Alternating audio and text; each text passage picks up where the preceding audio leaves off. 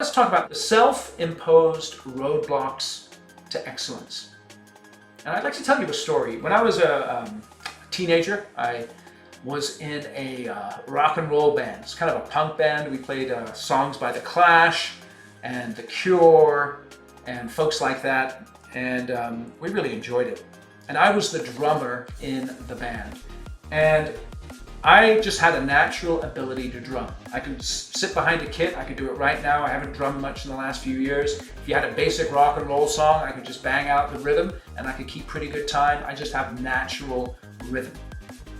And there was another guy, his name was Adam. I remember him. He was this skinny kid with curly hair. He's a good dude. And he was in another band in the school.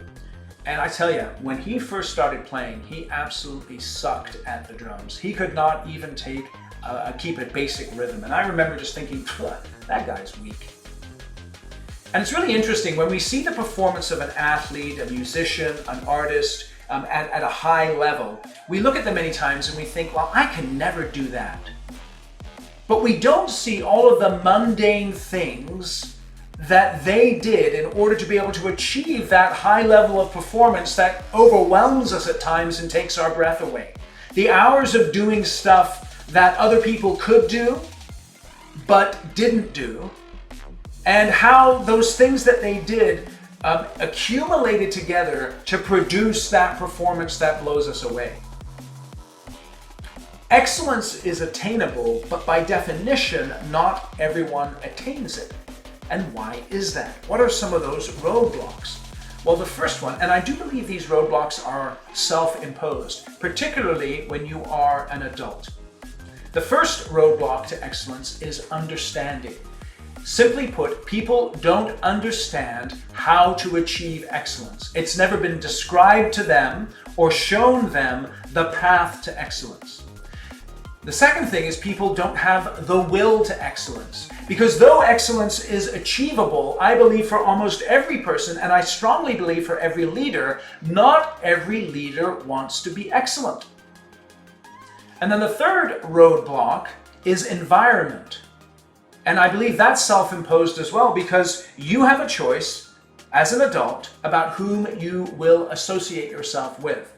And one of the reasons you don't achieve excellence, or we don't achieve excellence as leaders, is we don't associate ourselves with excellent leaders who we can observe and imitate and learn from. So rather than talk about talent and ability when it comes to excellence, we do better to look at what people actually do that creates outstanding performance. So let me go back to my little story about the two drummers, right? I was one of them, and I was banging away on the drums, having a good time, doing pretty good. And then there was Adam. And like I said, Adam sucked.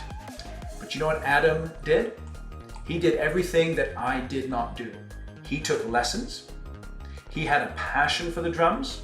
He began to understand how to get better at drumming. He practiced the basics. He even hung out with musicians who were interested in really moving forward in their careers. And in an extremely short time, he became an excellent drummer. I was just the guy still behind the kit, banging away a little 4/4 rhythm or something like that. And he had just blown me completely out of the water. You could look at him and you could say he was excellent. But I'll tell you this, he did not have the same natural ability that I did. But what he did was he understood the road to excellence. He removed those roadblocks that I've talked about, and he pursued becoming a very good drummer.